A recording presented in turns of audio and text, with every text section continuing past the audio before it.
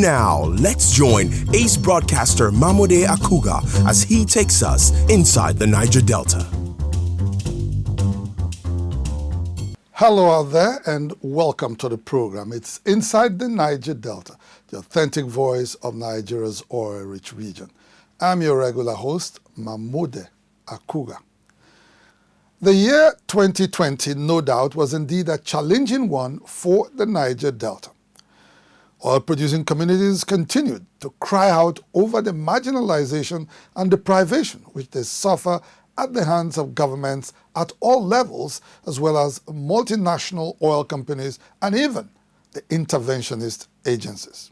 Well, in what appears to be a consolidation of the gains in the march towards a better and more developed Niger Delta, the federal government, through the Ministry for Niger Delta Affairs and the region's stakeholders, met in Port Harcourt in December 2020 to brainstorm on the way forward at a 5-day event, the 4th National Council on Niger Delta, with the theme Achieving Uncommon Development in the Niger Delta, the Roadmap and Strategy. The meeting produced several decisions and resolutions to fast-track the development of the Niger Delta. Today on the program, we will bring to you highlights from the 4th National Council on Niger Delta. Niger Delta Development Commission, NDDC, determined to make a difference. Heritage Bank, service, performance, respect, integrity, innovation, tenacity, excellence. Heritage Bank, your timeless wealth partner. Azikel Group, oil and gas, dredging, power and air transportation. Azikel Group, petroleum product sufficiency, energy sustainability, and infrastructure development. The 4th meeting of the National Council on Niger Delta, held recently in Port Harcourt, the River State capital, to chart a new course for the development of Nigeria's beleaguered Niger Delta region.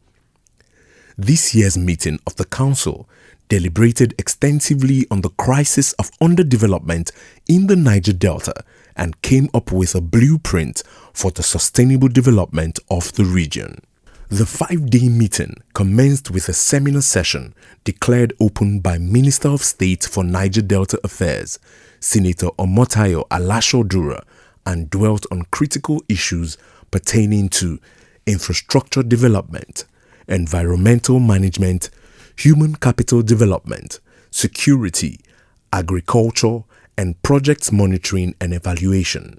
The technical session, declared open by River State Deputy Governor Dr. Ikpalibo Hari Banigo and chaired by Permanent Secretary, Ministry of Niger Delta Affairs, Dr. Babayo Ado, brought together experts in diverse fields who brainstormed and exchanged ideas in search of lasting solutions to the challenge of underdevelopment in the region.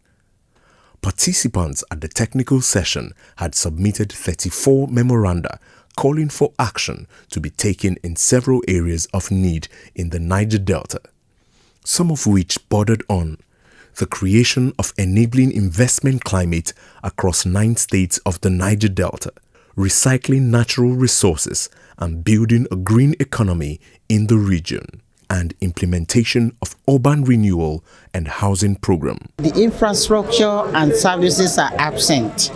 Most of the urban areas in the Niger Delta, take Warri for example, take Port Harcourt for example, even Sapele, you find that a lot of the houses, they still lack basic urban services like the good sanitary condition, water.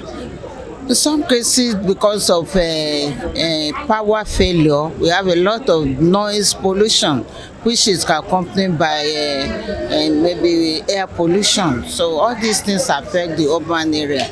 In the rural area, the houses are inadequate. They are temporary structures made of silt, wood, and in some cases you still have thatch roof in the Niger Delta. So all these things make the houses not permanent. If there is no coordinated policy and program to guide the activities, they will be haphazard. There will be no instrument to monitor and evaluate them. And this has been the bane of the Niger Delta project.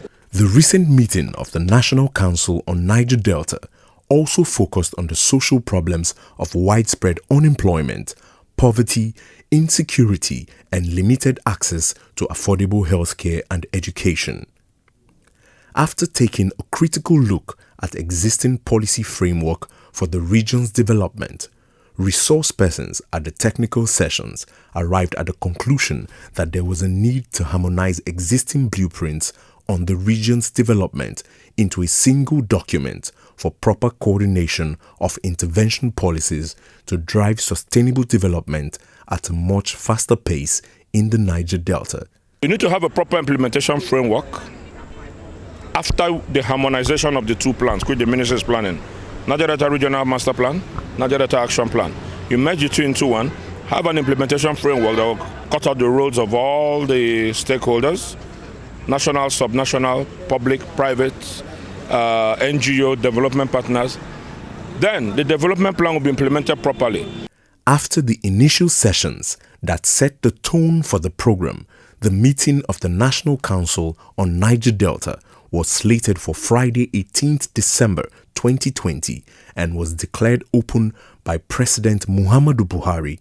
Represented at the meeting by Minister of Niger Delta Affairs, Senator Godswill Akpabio, President Buhari said after close interactions with political leaders and other stakeholders from the region since 2016, he had come to appreciate the untold injustice visited on oil-producing communities in the Niger Delta in time past. The president said the appointment of Senator Godswill Akpabio and Omotayo Alashodura to lead the Niger Delta Ministry was to entrust the onerous task of transforming the region to patriotic Nigerians committed to his vision for even and rapid development of the region. To the delight of Mr. President, the East-West Road Reconstruction and Dualization Project, which had suffered several hiccups in the past due to paucity of funds, is now receiving adequate attention after his administration transferred its funding and project management from the National Sovereign Investment Authority, NSIA, to the Niger Delta Ministry. President Buhari noted that the substantial progress made on critical sections of the East-West Road was facilitated by his release of about 20 billion naira in June 2020. He was optimistic that sections 1 to 4 of the road, spanning 4 states of the Niger Delta, will be completed at a date not later than March 2022. The completion of the East-West Road, which is a priority to this administration, has been handed over to the Ministry of Niger Delta Affairs, and this, I assure you, will be delivered by the end of 2021 or early March 2022. Awarded over 14 years ago in 2006, the East-West Road Reconstruction Project was billed for completion in 2010. Concerned about the unnecessary delay in the completion of the project, the Niger Delta Ministry, under Akpabio's leadership, resolved to sacrifice over 300 projects in its 2021 financial year to fund the all-important projects. To the dismay of the House Committee on Niger Delta, the ministry had devoted over 3/4 of its 2021 budget to fund the East-West Road and complete it once and for all. With the benefit of hindsight, however, the federal lawmakers are now on the same page with Senator Akpabio on the completion of the East-West Road as Deputy Chairman, House Committee on Niger Delta. Honorable Henry Nwanwuba affirmed at the Port Harcourt meeting of the National Council on Niger Delta. Listening to the Honorable Minister today was the first time that I got a deep insight into the work that the ministry is doing just to deliver that critical road called the East-West Road. Because when they brought the submission at 15 billion, I remember during the budget defense, we asked them, but you know, sir, that 15 billion cannot deliver this road. We need at least 110 billion. It is just listening to you today, sir, that I've actually seen that you have a bigger plan, and that 15 billion represents just a fraction of what is needed. And I wish that you had told us this even before now. And I can tell you that I have to rush back to Abuja to make sure that that 15 billion, we do not touch it. At the just concluded fourth meeting of the National Council on Niger Delta, President Muhammadu Buhari also acknowledged Akpabio's efforts in the completion of the building project for the corporate head office of the NDDC in Port Harcourt. The project, awarded over 20 years ago by the defunct Oil Mineral Producing Areas Development Commission, UMPADEC, was re-awarded to several contractors who failed to bring it to a logical conclusion. Faced with this situation, the commission was compelled to operate from a rented facility along Aba Road, where it spent hundreds of millions of naira annually on rent. It was a challenge Senator Akpabio took upon himself to address soon after his appointment as Minister of Niger Delta Affairs in August 2019. Without wasting time, Akpabio reassigned the contract for the completion of the corporate headquarters of the NDDC, which stands today as an edifice in the Port Harcourt metropolis, waiting to be officially commissioned by Mr. President. We thank God that my former governor is in the saddle, and the uncommon development that he brought to bear in Akwa Ibom State will certainly be translated into the affairs of the Niger Delta region. That uncommon development in Akwa Ibom State is continuing, being built on the foundation which Godswill Akpabio had strongly laid. What we've done in Akwa Ibom State and why we still remain an uncommon state in terms of development is because he laid a good foundation. After many years of agitation for improved living conditions by long-suffering communities in the Niger Delta, the NDDC was established through an Act of Parliament in 2000 to address a myriad of problems plaguing the region. The establishment of the Commission was to deal effectively with the following problems: environmental degradation leading to loss of biodiversity and livelihoods, health problems arising from hydrocarbon pollution, widespread poverty resulting from unemployment, and insecurity and political tension fueled by the agitation for improved material conditions of the region's inhabitants. Sadly, the Commission, which had received trillions of naira in funding, was unable to deliver on its mandate to transform the Niger Delta region on account of administrative lethargy and massive corruption in the system. Allowed to rot away and used as an instrument of political patronage by successive governments, the NDDC recorded over 12,000 abandoned projects across the region by 2019. It was a scenario that caused general disillusionment among the people, prompting governors in the region to demand a probe of NDDC at a meeting with President Buhari in October 2019. Consequently, the president, barely days after meeting with the governors in October 2019, ordered a forensic audit of NDDC activities from its inception in 2001 to August 2019. The forensic audit, which is already underway, is intended to investigate allegations of financial recklessness in the Commission and ascertain the status of its projects in the period under review. It is also aimed at repositioning the Commission to begin to operate in line with the principles of accountability and transparency, ultimately to improve on its service delivery to largely backward communities in the Niger Delta. At the fourth meeting of the National Council on Niger Delta, President Buhari had reaffirmed his confidence in the ability of Senator Godswill Akpabio to supervise the ongoing forensic audit of the NDDC. Over the years, the lackluster performance of the NDDC has been due largely to poor project conceptualization and monitoring, systemic corruption, political interference, and absence of synergy between the Commission and state governments in the Niger Delta. Earlier in his welcome address, host Governor Barrister Nyesom Wike, represented by his deputy, Dr. Mrs. Ikpalibo Harry Banigo, held the NDDC accountable for the lack of synergy between the Commission and state governments, leading to uncoordinated execution of projects in the region.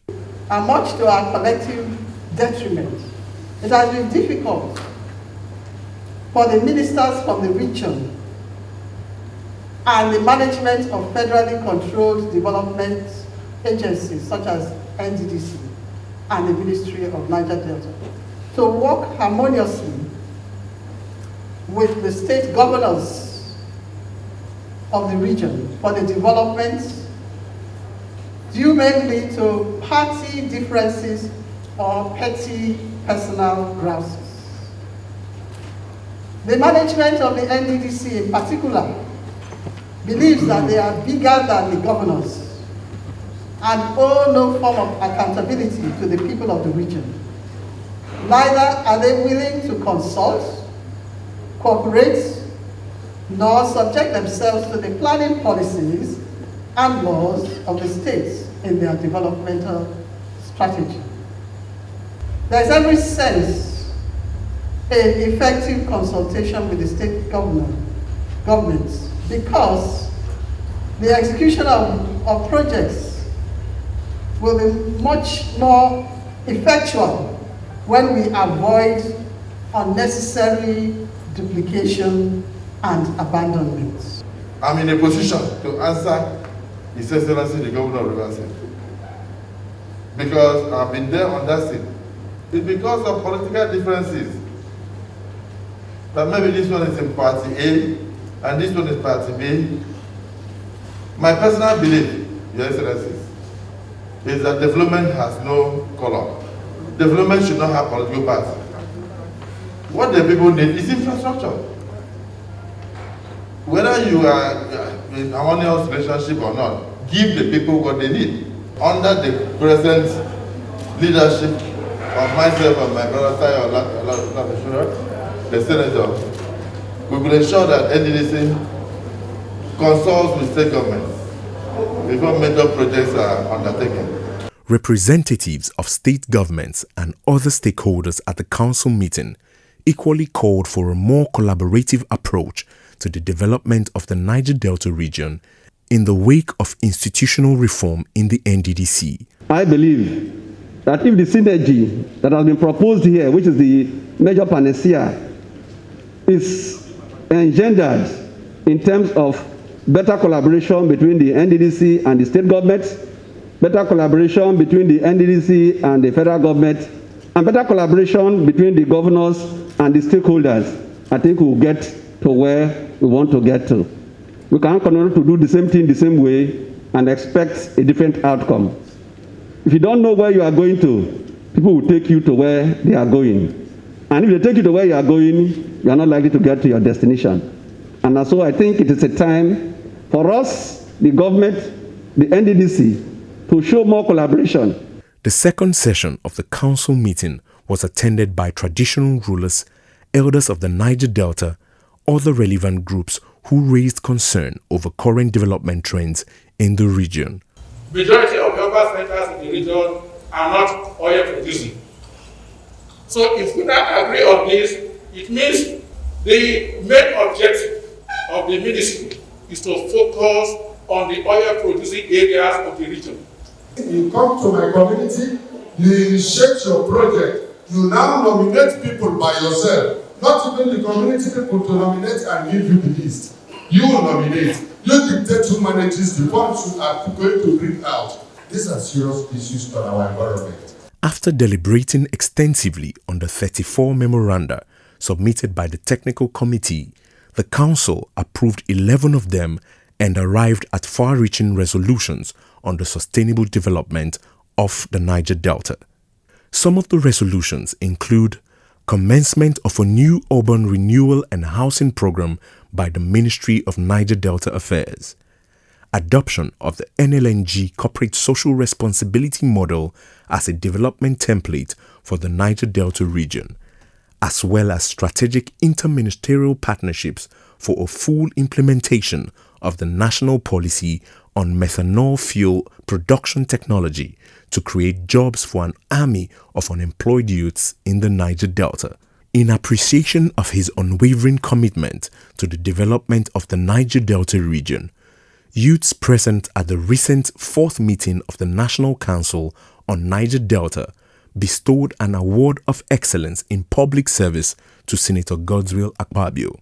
An award of honor. Second to a great father, mentor, philanthropist, and the Honorable Minister.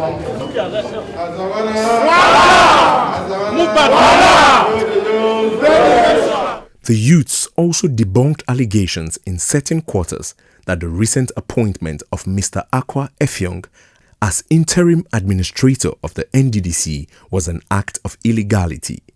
They recalled that members of the Interim Management Committee of the NDDC were sacked following a court order restraining them from remaining in office. Fortunately, Effiong, who in August 2020 replaced the late acting ED Finance and Administration, Chief Ibanga Etang of blessed memory, was not party to the suit that sacked the Interim Management Committee and was therefore considered for the top job as the most senior serving director in the NDDC. Mr. Effiong, a fellow of the Institute of Chartered Accountants of Nigeria and solicitor of the Supreme Court, was endorsed by the youths as the right choice for the leadership of the NDDC, which is currently undergoing reforms. Since his position as MD, I can tell vividly that I think this is the first MD that any youth can walk into his office comfortably and will have time to talk to him. Youth, can we give him another 3 goals after that? The theme of the 4th meeting of the National Council on Niger Delta, Achieving Uncommon Development in the Niger Delta Region, Roadmap and Strategy, was a wellspring of productive ideas churned out to provide a new direction for governance in the Niger Delta.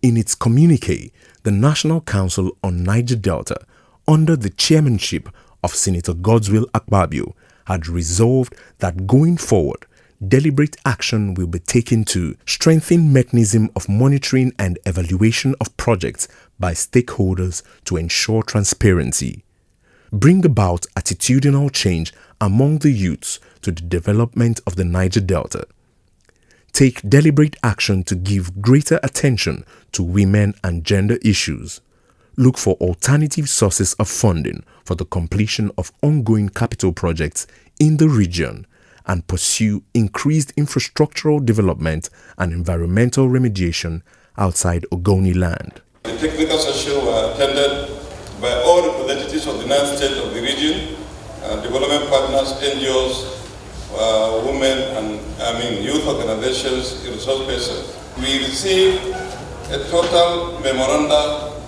of 34. We decided that instead of taking 34 memos to the council, we would rather collapse them into relevant, actionable and implementable points. I call on all the delegates and other participants at this council to sustain the partnership established with the Ministry of Niger Delta Affairs after this meeting. We will continue to leverage on your wealth of experience and expertise to ensure that we bring the much needed development of the Niger Delta region. As the classical philosopher Heraclitus famously declared, the only constant in life is change.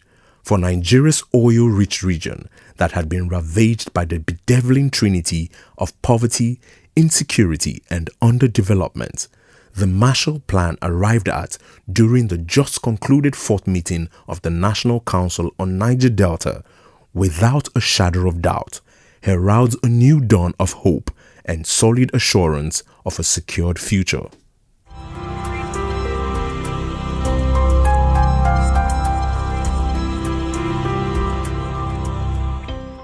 Well, we hope that going forward, all stakeholders will collaborate with the federal government to ensure the implementation of all decisions and programs that are geared towards the development of the Niger Delta. Well, that's our package on the program for today. Inside the Niger Delta, the authentic voice of Nigeria's oil-rich region, will be back same time, same station next week. Until then, you can follow us on our social media handles showing right now on your screen. Until next week, I am MAMODE AKUGHA, thanking you for staying with us. Bye for now.